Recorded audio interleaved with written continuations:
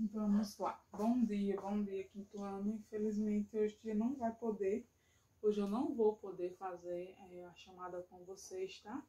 Mas amanhã nós faremos sim, com a graça de Deus. Mas eu vou deixar logo o vídeo para vocês, tá? Alguns disseram que não ia poder também participar, então esse é um dos motivos, né? Também por eu deixar para amanhã, tá certo? Então a aula de história, hoje é dia 9, quinta-feira, 9 de setembro, e essas são as páginas que nós vamos ver no livro de história. Páginas 52, 53, 54, 56 e 57, tá certo? Peguem aí o livro de vocês na página 52 e eu vou dar uma breve revisãozinha, tá? Fala, só comentar um pouco sobre aquilo que a gente viu. A gente tá agora na unidade 2 e a gente tá vendo as sociedades se transformam, né? A gente tá vendo como foi o início, né? Como era a Idade Média, como se organizava a sociedade na Idade Média. Lembra que eu falei do senhor feudal, das pessoas que trabalhavam nas terras dos senhores feudais? A gente falou sobre a religiosidade, que antes as pessoas eram politeístas, acreditavam em vários deuses, né? E depois, com o cristianismo, algumas pessoas se converteram e passaram a acreditar em apenas um Deus, se tornando assim monoteísta. Mono vem de um, né? Então, eles acreditaram, passaram a acreditar em um só Deus, né? Depois a gente viu a questão da transição para a modernidade, página 49. A gente viu sobre a Europa, né? Os reinos, a política que unia a Europa. A gente viu a economia no período moderno, o mercantilismo, a troca comercial, né? O pacto colonial também, certo? Alguns já me mandaram essa atividade, eu já vi, tá bom? Então hoje a gente continua agora em busca de riquezas, que tem muito a ver, na verdade, a continuidade daquilo que a gente viu nessas páginas anteriores, tá bom? Vamos lá, ó. Em março de 1500, página 52 de história. Acompanha aí, pessoal. Estou lendo, mas acompanhe. Em março de 1500, partiu de Lisboa, Portugal, uma frota com 3 embarcações, comandadas por Pedro Álvares Cabral, oficialmente com destino a Calicut, na Índia, em 1500, tá? Então, Pedro Álvares Cabral, ele partiu em destino à Índia em 1500. Ele iria para a Índia. Vamos ver se ele chega lá. Os portugueses já conheciam o caminho marítimo para a Índia, pois em 1498, outro navegador português, Vasco da Gama, fez essa viagem trazendo consigo navios carregados de artigos de luxos e especiarias. Então, vejam só. Vasco da Gama tinha já feito essa viagem, só que ele fez em 1498. E Pedro Álvares Cabral fez em 1500, né? Então, se um fez em 1498 e o outro fez em 1500, há aí uma diferença de 2 anos, né? Então, quem fez primeiro essa viagem foi Vasco da Gama e 2 anos depois, Pedro Álvares Cabral foi repetir a façanha, certo? Então, Vasco da Gama fez essa viagem trazendo consigo navios carregados de artigos de luxo e especiarias. De onde? Da Índia, tá? Ele trouxe da Índia isso. Naquela época, as especiarias eram muito valorizadas, pois ajudavam a conservar e a melhorar o sabor dos alimentos, tá? As especiarias eram os temperos, o sal, o cominho, o colorau, tá? O cravo, a canela, tudo isso. Além disso, eram utilizados como remédios contra diversas doenças. Dessa maneira, para os portugueses, o objetivo principal da expedição de Cabral era ampliar as negociações com a Índia, estabelecendo feitorias na região, tá? Então, Cabral, ele tem esse objetivo, né, de ampliar a negociação com a Índia e estabelecer feitorias na região. O que é feitorias? Vamos lá. Tem aqui, ó, feitorias, estabelecimentos geralmente fortificados, construídos para armazenar e comercializar produtos. Então, o objetivo aí de Pedro Álvares Cabral é comercializar produtos com a Índia, certo? Vamos ver como é que foi essa viagem. A viagem de Cabral. Após cerca de 40 dias de viagem, vejam só, pessoal, é 40 dias em um navio no mar, né? Contando com a sorte. Após cerca de 40 dias de viagem, os navegantes notaram os primeiros sinais de terra e avistaram um monte que denominaram Monte Pascoal. A terra foi chamada inicialmente de Vera Cruz. Trata-se do litoral sul do atual estado da Bahia, aqui no Brasil, certo? Vamos ver o que aconteceu com Cabral. Cabral, ele estava indo para a Índia, mas acabou chegando aonde? No Brasil, certo? E a princípio, quando ele viu o monte, né, ele deu o nome de Monte Pascoal, certo? E aí a terra, o Brasil, inicialmente foi chamado de Vera Cruz. Antes da gente ter esse nome, Brasil, não era Brasil, tá? Brasil foi bem depois, né? Ficou conhecido como Vera Cruz. Tratava-se do litoral sul do atual estado da Bahia. Então, onde os portugueses chegaram primeiro no Brasil foi no litoral da Bahia, certo? Continuando, aí tem uma foto, né, do descobrimento do Brasil, que não é descobrimento, eu falei, tá? Acho que foi pro terceiro ou foi pro quarto ano, falando um pouquinho sobre isso, acho que foi quarto ano, né? Que não houve um descobrimento. Antigamente se falava muito da descoberta do Brasil. Porém, pessoal, a gente não pode considerar, tem muitos historiadores que não consideram descoberta. Por quê? Porque para ser uma descoberta, né, ninguém poderia viver aqui. E quando os portugueses chegaram, existia habitante, né? Os indígenas habitavam as terras brasileiras, né? O que pode ter acontecido foi uma conquista, uma exploração do Brasil, mas uma descoberta não. E a gente não descobre uma coisa que já tem alguém morando lá, não é isso? Então, se houve uma descoberta, foram os indígenas que descobriram, porque primeiro quem habitou aqui foram eles, né? Página 53, a Carta para o Rei de Portugal. Um dos documentos mais famosos sobre a viagem de Cabral e o episódio da chegada ao litoral do Brasil é a Carta de Pero Vaz de Caminha, escrivão oficial da frota. Esse documento relata o primeiro contato entre povos nativos e os portugueses que faziam parte da expedição de Cabral. Leia a seguir um trecho da carta, tá bom? A feição deles é parda, algo avermelhada, de bons rostos e bons narizes.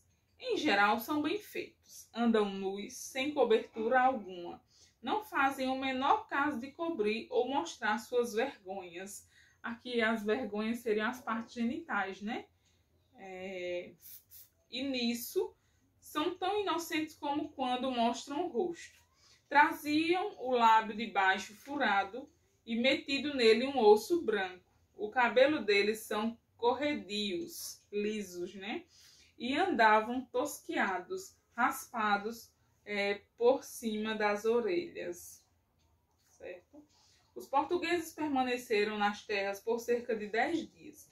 Eles fizeram contato com os povos indígenas, reabasteceram as embarcações com água e outros mantimentos, tomaram posse das terras em nome do rei de Portugal e depois seguiram a viagem com destino à Índia. Uma das embarcações retornou a Lisboa com a carta de Caminha, levando notícias ao rei de Portugal. Então, depois disso, eles foram, sim, para a Índia, certo? Exploração do território, página 54 agora.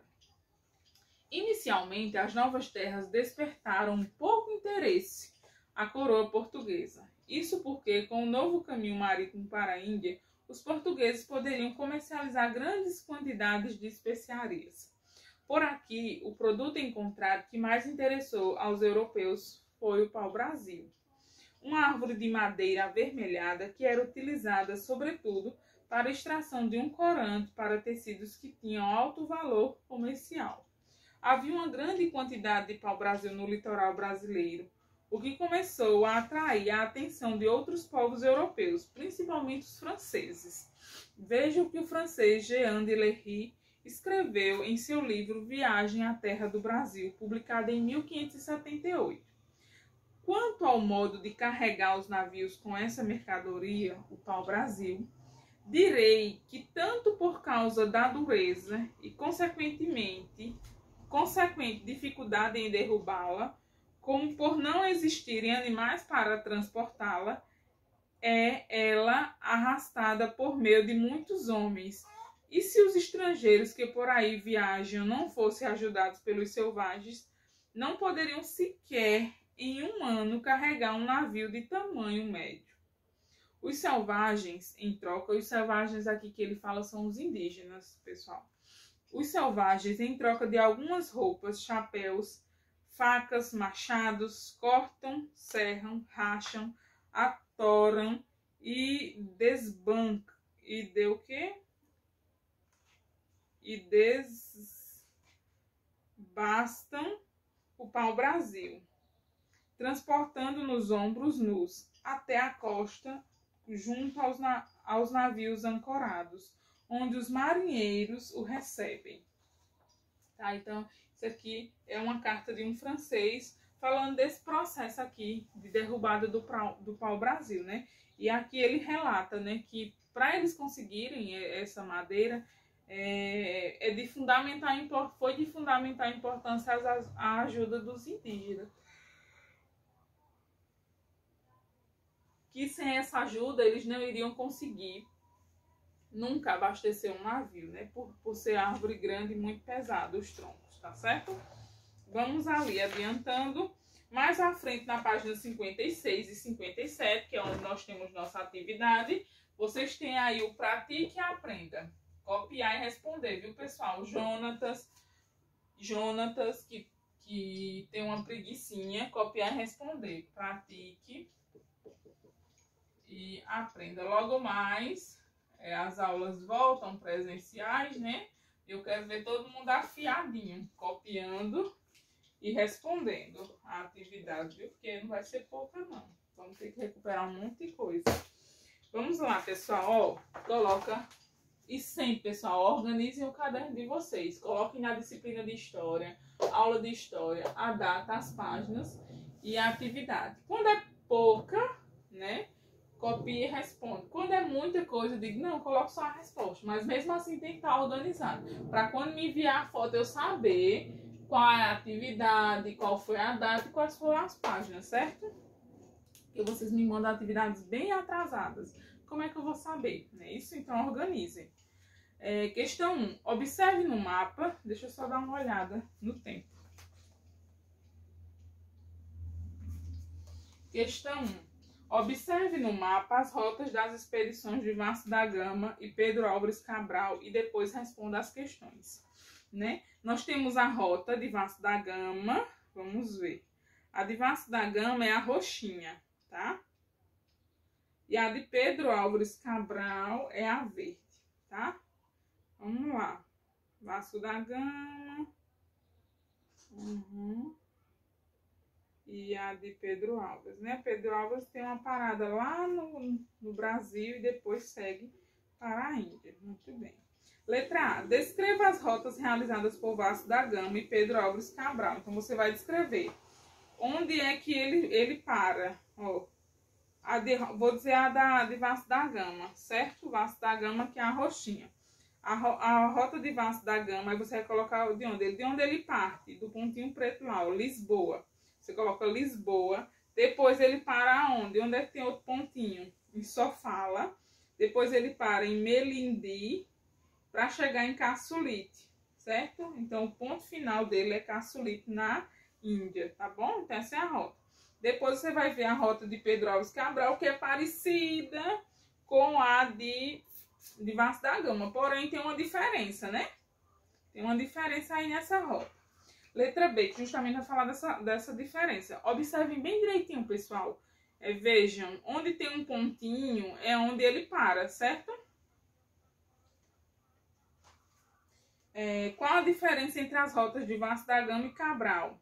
Qual é a diferença das duas rotas? Tem uma diferença.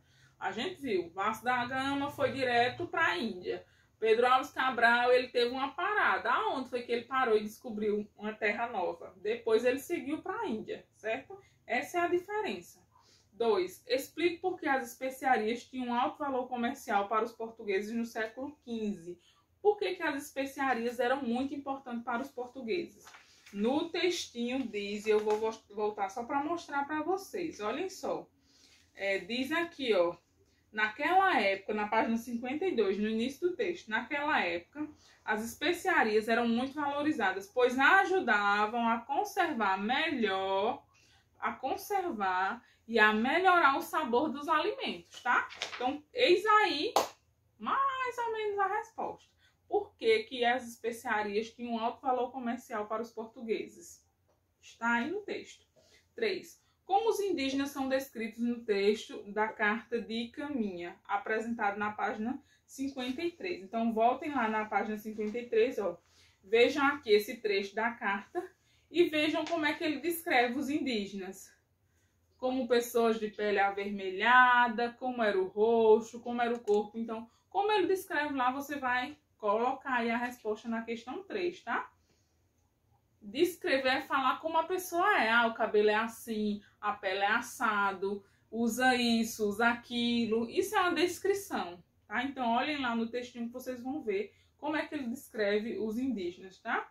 Na página 53. 4. Porque em 1500 a coroa portuguesa não demonstrou grande interesse em explorar o Brasil. Marque um X na resposta correta. Então, 3 respostas aí, só tem uma certa. Vamos lá. Por que que Portugal não demonstrou interesse em explorar o Brasil? Vamos lá. Porque a coroa portuguesa sabia que havia indígenas que viviam nessa terra e por isso não quis tomar as terras desse povo. Foi por isso? Porque não havia riquezas a serem exploradas nas terras brasileiras, ou porque a coroa portuguesa havia descoberto um novo caminho marítimo para a Índia, local onde podiam obter especiarias. Qual dessas é a correta? Vocês vão marcar. 5. O trecho da carta relata a percepção que Caminha teve sobre os povos que aqui viviam. Em sua opinião, como os indígenas descreveriam esse encontro? Pensem um pouquinho. Imaginem aí na questão 5 que vocês agora são os indígenas, tá? Se coloquem no lugar dos indígenas. Os costumes que eles tinham de andarem nus, né, de toda a liberdade da natureza. Como foi para os indígenas ver aquelas pessoas, né? Todas vestidas com chapéu, com sapato, com luvas, com tudo. Né? Como vocês, sendo indígenas, vocês descreveriam? Pessoas brancas, cobertas, não sei o quê. Vocês vão descrever, vocês vão se colocar no lugar dos indígenas e agora vai fazer o contrário. Né? Os portugueses escreveram uma carta para o rei de Portugal dizendo como os indígenas eram. Agora é vocês que vão escrever no lugar dos indígenas como os portugueses eram. Como eles se vestiam, como eram os costumes dele, tá? Então você vai escrever aí na questão 5. Não é tão difícil descrever os portugueses, como eles se vestiam, como eles eram, certo? Então pensem aí um pouquinho e façam a atividade. Qualquer dúvida, falem comigo, que aí eu vou tentar ajudar o mais rápido possível, tá bom? Cheiro e até amanhã. Amanhã está confirmada, às 10 horas da manhã, a nossa chamada de vídeo, tá, pessoal? Cheiro!